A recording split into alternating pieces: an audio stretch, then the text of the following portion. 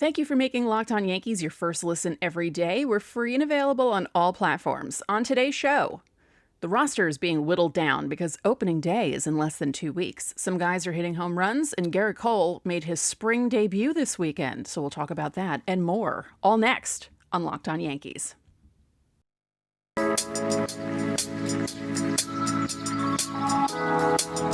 You are Locked On Yankees, your daily New York Yankees podcast.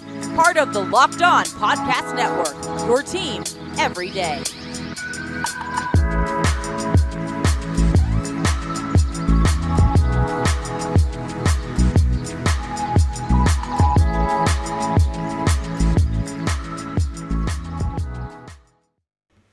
Hello, Yankee fans. My name is Stacey Gotsoulias. I'm the host of Locked On Yankees. Welcome to the show. You can find us everywhere podcasts are available. Apple, Google, Odyssey, Spotify, Stitcher. You can find us on YouTube. We are, as of this morning, 60 subscribers away from 1,000. And when we hit 1,000, we will be giving something away. Still not sure exactly what. Trying to decide between a couple of things. And if you have a smart device, you can tell it to play podcast Locked On Yankees. We're also on Instagram at Locked On Yankees, all one word, Twitter at Locked On Yankees, all one word. And I just found out, because I didn't know this existed, but Locked On has a TikTok account. Yeah, and I'm on there. I didn't know. I had no idea. Locked On Sports, all one word. On TikTok. Go follow it if you have TikTok. I'm also on TikTok. I have a personal account, but you don't need to go there. So, this weekend saw the spring debut of Gerrit Cole, and he threw a lot of fastballs. A lot. I have it pulled up right here. I'm going to tell you. He threw 50 pitches yesterday. 68% of the pitches that he threw were four-seam fastballs. 34. He threw 6 changeups, 5 sliders, 3 knuckle curves, 2 cutters. This is according to Baseball Savant. His max velocity was 99 on the nose. That was the four-seamer, obviously. His cutter's max velocity was 93.8. His changeup, 90.4. The slider was 88.7, and the knuckle curve, 83.2. Some people were not worried. I wouldn't say worried. He came out throwing 98 miles an hour, and it was his first outing. And I know people were hoping that he would just strike everyone out and get everyone out and not give up any hits or runs, but he's just working things through. And he said his command will come. He's just happy about the velocity. I'd be happy about the velocity as well. And let's see, Josh Donaldson hit a home run. Aaron Judge hit 2 home runs. Aaron Judge is looking good at the plate. And I know, it's funny, Abby and I were preaching last week, don't pay attention to spring training, or, don't take too much stock in what's happening in spring training. But the guys that you want to be hitting are hitting. And you want to see that, especially with spring training being truncated and not as long as it normally is. So for the pitchers, it's going to take them a little longer to get into things, which is why Cole only threw 50 pitches.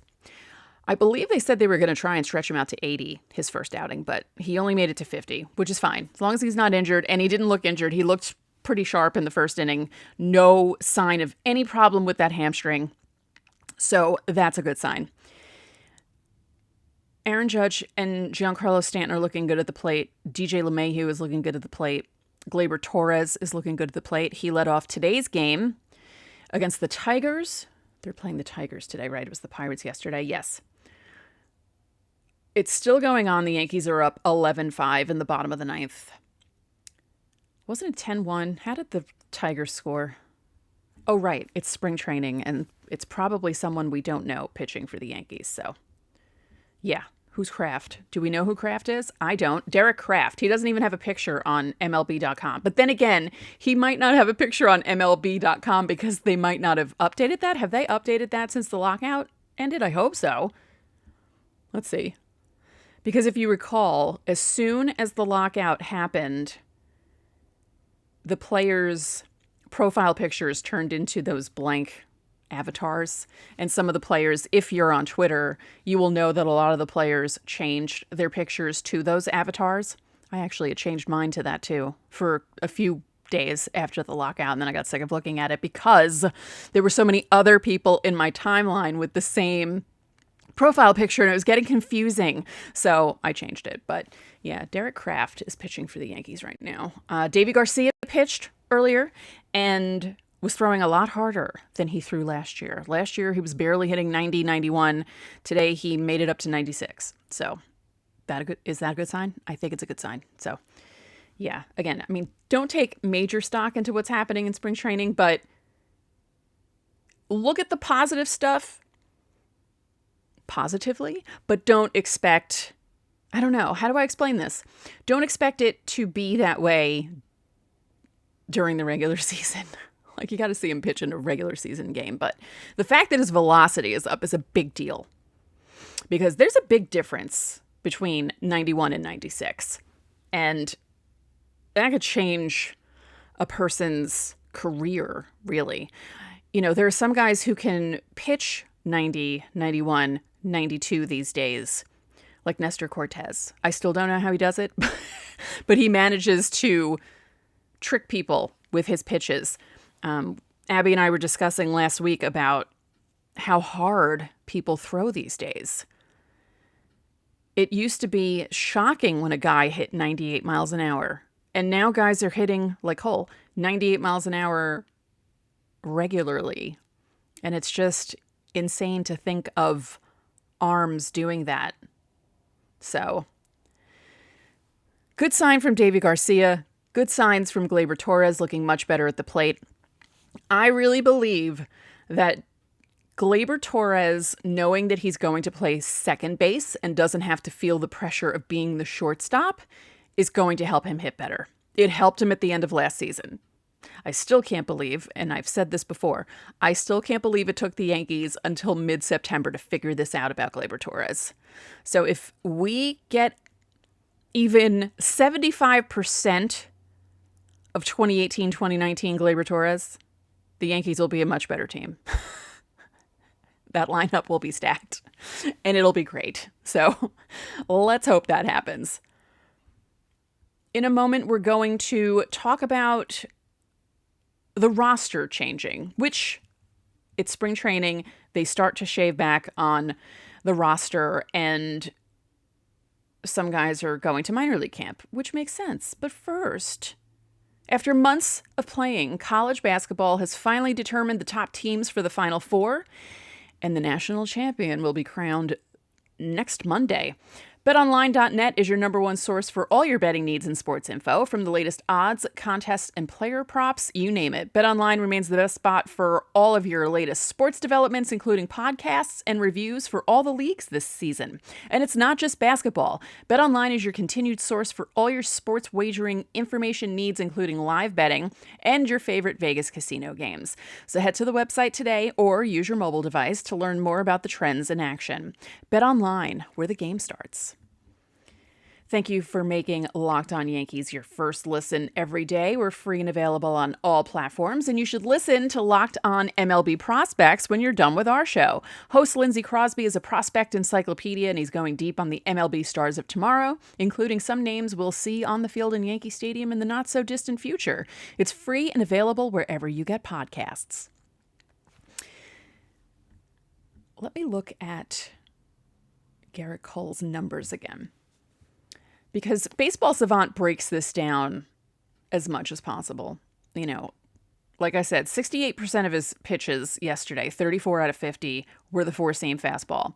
His average on that, I said his max was 99. His average was 97.1. His minimum was 94.9. And let's see. Oh, no, that's exit velocity. I just got scared and thought he threw a 108.6 mile an hour pitch. Could you imagine? Now that would be insane. And we spoke about that also. Would it be possible for someone to hit or pitch the ball at 105 and kind of hover around 105? Because it used to be where people couldn't believe that someone would pitch over 100. Aroldis Chapman throwing 102, 103. So it's not out of the realm of possibility. So yesterday's stats, let's go through them because I love doing this, haven't done it in a while. And it's almost as if I forgot Baseball Savant existed. So Giancarlo Stanton had the top exit velocity yesterday, 115 miles an hour. And I know some people poo-poo that. Who cares about exit velocity? Well, I do. I think some of the guys playing in the field do because they probably, when they catch the ball, they're like, ow, excuse me, as I hit my microphone. 115 miles an hour is really hard. He actually, the other day, which game was it? He hit a double, and the sound that the ball made coming off the bat, it felt like you could have heard it in Orlando from Tampa. That's how hard he hit the ball. It was really loud. And who was it this weekend? Someone from, was it the Blue Jays? I think it was someone on the Blue Jays hit a home run, and it sounded like they hit it off a metal bat. Like the sound was just so loud. It's crazy. So Giancarlo Stanton had 115 miles an hour. Aaron Judge, 114.5. Giancarlo Stanton, 114. Aaron Judge, 111.7. Josh Donaldson hit the ball for 18. Aaron Judge, 407. He also hit it 382. Anthony Rizzo hit it 359. Yeah. And then Gerrit Cole had the top pitch velocity, top 5 from the game yesterday. 99, 98.4 3 times, and 98.3 1 time. The most swings and misses yesterday, I forgot to mention Jordan Montgomery, 14. Gerrit Cole had 8. Now, Jordan Montgomery is an interesting case. He had that rough stretch last year. It was about a month and a half where the Yankees just did not score for him. And I can't even imagine how frustrating it is for a starter to have a lineup like that where you think they'll be scoring 10 runs a night and then they don't do anything for you. It was a good month and a half of them not doing things for him. And it feels like his season would have looked a lot better if he had won those decisions instead of getting no decisions, or maybe losing because he gave up 2 runs and the Yankees only scored 1, you know. I still feel like last year was his comeback from Tommy John surgery season, so I feel like he's the Yankees' wild card, at least on the pitching staff. I almost feel like it's more so than Luis Severino, in a way. I don't know what to expect from Luis Severino, really. The fact that he's pitching now is great, and I was just knocking on wood that he feels okay and that he can pitch, because his injury history is just, it's scary and also impressive in a way when you think about how he'll injure something. As he's rehabbing, he'll injure something else completely different than what he was rehabbing from, and then he'll have to come back from that. That hasn't happened. Again, let's knock on wood. I mean, I feel like they're kind of close in being the wild card, but I really feel like Jordan Montgomery is. You know, the Yankees rotation has some question marks. Domingo Germán is on the 60-day with a shoulder impingement. Shoulder surgery. People always say soldier surgery instead of shoulder surgery. I wasn't even saying surgery. I was just saying shoulder, and it came out as soldier. It's Monday. As for the rest of the team, Brian Cashman said that he likes the way the roster is set. Like, he likes the moves he made. He thinks the team is fine. I don't know about you. Leave comments below. If you're watching this on YouTube, tweet me. I don't know if you agree with me, but I think they shouldn't be done with moves. I still think things need to be done.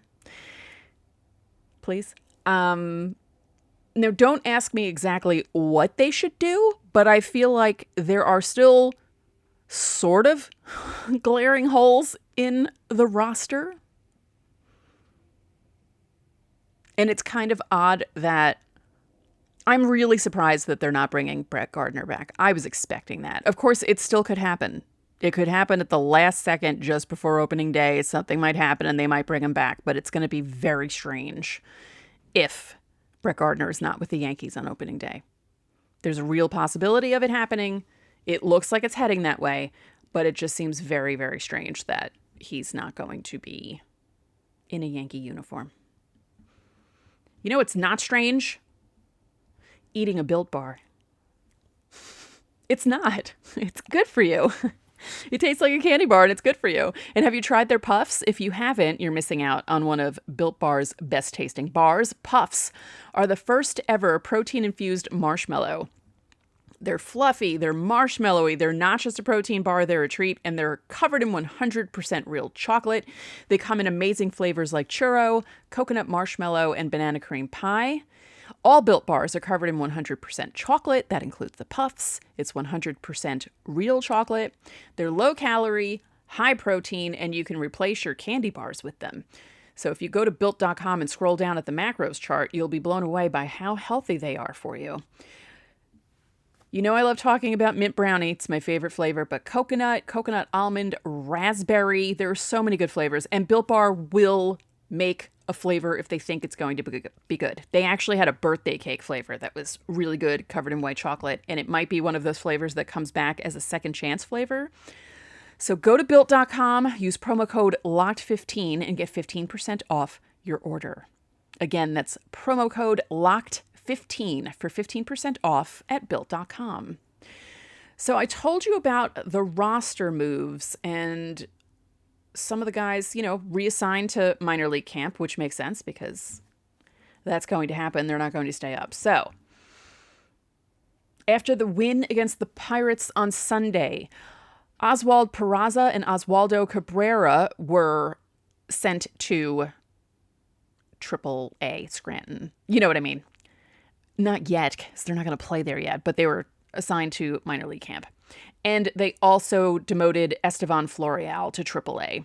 I mean, that's not a big deal. It's not unexpected that they did this. This is what happens during this time of spring training. As I said, at the jump of the show, we're getting closer and closer to opening day. It's March 28th. Opening day is April 7th against the Red Sox. Did they have to start the year with a Red Sox series? I mean, really? Especially after what happened in the wild card game last year. Did we have to do that? Did that have to happen? It's just like 2005 all over again. After being humiliated in the 2004 ALCS, the Yankees I believe they opened up against the Red Sox, right? Am I remembering this correctly? Hold on.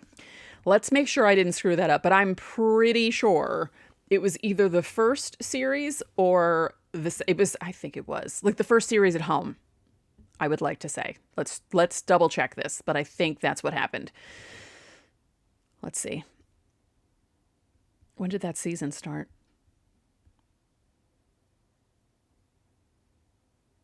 Right? Yes. Yeah.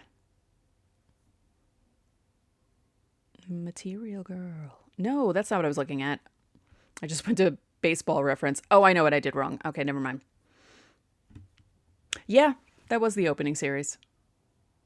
The Yankees won it 2 out of 3. And I remember people, being all, ooh, this is payback. That was not payback. There was no payback. There still hasn't been payback from what the Red Sox did to the Yankees in 2004. I've been waiting almost 18 years for them to pay them back, and they still haven't. I miss the days of chanting 1918. Bring those days back, please. I miss them so much. Oh my goodness. Actually, let's see. How did opening day... Oh, that's right. Randy Johnson against David Wells. That's right. That's funny. And opening day was a Sunday, which is kind of strange. Sunday, April 3rd. And that's right. It was an ESPN game. And I didn't get home that night till like nearly 1 a.m. because it was an ESPN game. I know I tell those stories all the time, but it's true. It was worse when I was living in Staten Island because it would take me forever and a day to get home from a Yankee game on a Sunday night or a playoff game. But even when I was living in Manhattan, only 2 miles away from the stadium, it would take me forever to get home. It was ridiculous. Yeah, they won opening day 2005, 9-2. Randy Johnson against David Wells. Wow. Well, yeah, it was 9-2. Let's see how well. If I'm remembering correctly, he didn't do well. Wells did not do well. He pitched 4 1/3, gave up 4 runs on 10 hits, 1 walk, 4 strikeouts. And then the Red Sox emptied their bullpen. Mike Myers, Blaine Neal, Alan Embry, Mike Timlin, Matt Manti. Wow. Wow.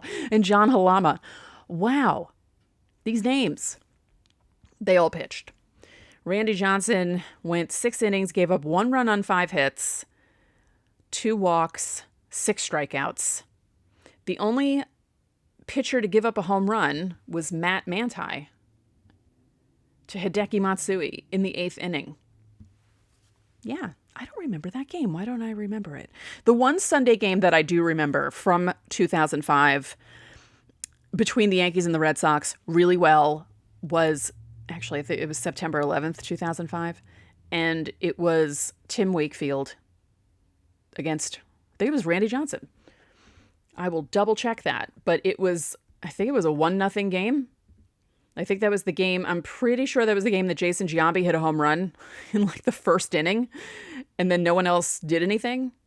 Let me double check because sometimes I conflate these games. I'm getting old. Okay. Yeah, no, I was right. Okay.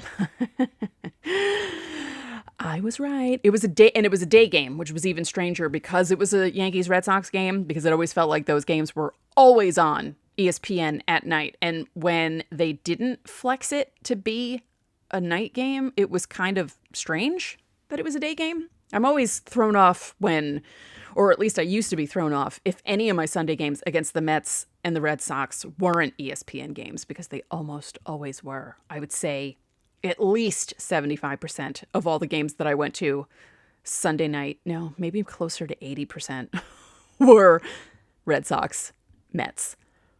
So okay. Giambi hit that home run in the first inning. Nothing else happened. Both teams had 3 hits.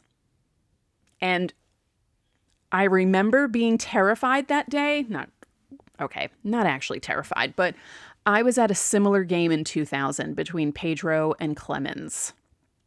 And I think it was Trot Nixon hit a home run in the 9th inning off Clemens. It was like 0-0. Then he hit a 2-run home run and the Red Sox ended up winning 2-0.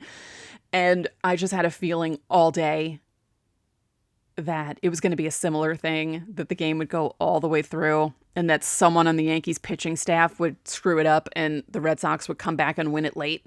But that didn't happen. And it was a very strange 1-0 game between the Yankees and Red Sox. Wakefield ended up pitching a complete game. He struck out 12. And Randy Johnson did pretty well, too. He threw 7 innings, gave up 1 hit, walked 2, struck out 8. Tom Gordon gave up a hit in 2/3 of an inning, and Mo pitched an inning and a third, walked 2, struck out 1. That's kind of strange. Jason Giambi's home run that day was his 29th, and it was his 74th run batted in. Remember Jason Giambi of 2005? When he had that strange press conference and had to explain that he took steroids without explaining that he took steroids, and people were annoyed that he didn't actually come out and say it. I mean, you had to be, how would you think anything else coming out of that press conference? Of course he took steroids. We all know. Oh, well, I mean, so many of those guys were. It's not that big a deal. And what's interesting about Wakefield and Johnson, Wakefield was 15-11 at that point in the season, and Johnson was 14-8. So, close in stats. Wakefield was really annoying, though. I used to joke that I wanted the knuckleball to be outlawed. If the Yankees couldn't find a knuckleballer to put on their staff, I wanted it outlawed because I didn't think it was fair. Because sometimes the Yankees were able to hit him, but there were other times where he would, fool them all, and it was just annoying to watch. And obviously. Yeah, the Yankees were 0 for 4 with runners in scoring position. That sounds familiar. And the Red Sox were only 0 for 2. So they didn't really do much that game. Anyway, Monday, March 28th. Is there anything else to talk about other than, Will Smith slapping Chris Rock on the Oscars last night? Did anyone else think that something was wrong with their TV when the sound went out? Because I did. I had no idea what was going on. I was half paying attention.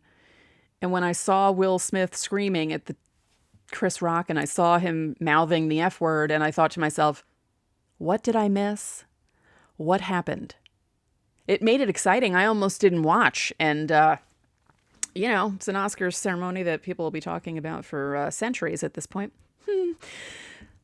Anyway. Let me just look one more thing. Deivi Garcia. I just want to see how his velocity looked for the rest of the time that he was pitching. There it is. Excuse the noise. There is a cat trying to get out of my room, and I can't get up to help him because I'm filming. So let's look at Deivi Garcia. Okay. As I said, he was throwing much better than usual. Yeah, okay. 95.6, 96.7, 96.3, 95.6, 96.2. Four-seam fastballs. Let's see, he was throwing some curveballs. Mostly four-seamers, some cutters, some changeups. Yeah. Good for him. Because he can be an option for the rotation. If, say, Domingo Germán has setbacks and can't come back from his shoulder injury, or if Luis Severino has some sort of a setback, then Deivi Garcia can step in. And he has the experience. We've seen him pitch up in the majors. And as I said, he was not looking good in Scranton last year, which made a lot of people worried, because if you're not looking good in AAA, how are you going to come up to the majors and pitch better? So again, it's a good sign that his velocity is that much higher. There's a big difference between throwing 96 and 91. So good for him. Hopefully he figured things out. So that's it for this episode of Locked On Yankees, which is part of the Locked On Podcast Network, your team every day. I'd like to remind you that you can listen to the show in Apple Podcasts, Google Podcasts, Odyssey, Spotify, Stitcher, or anywhere else you get your podcasts. You can watch and subscribe to us on YouTube. Again, we're getting closer and closer to 1,000 subscribers, and when we get there, we will have a giveaway. And when you get into your car, you can tell your smart device to play podcast Locked On MLB. Make your second listen of the day Locked On MLB. Paul Francis Sullivan, please call him Sully, brings you his unique perspective on the major leagues, both past and present, and it's free and available wherever you get podcasts. One more thing. If you could be so kind, please rate the podcast and spread the word about this podcast to your fellow Yankee fans. We would really appreciate it. Enjoy your Monday, and I'll talk to you tomorrow.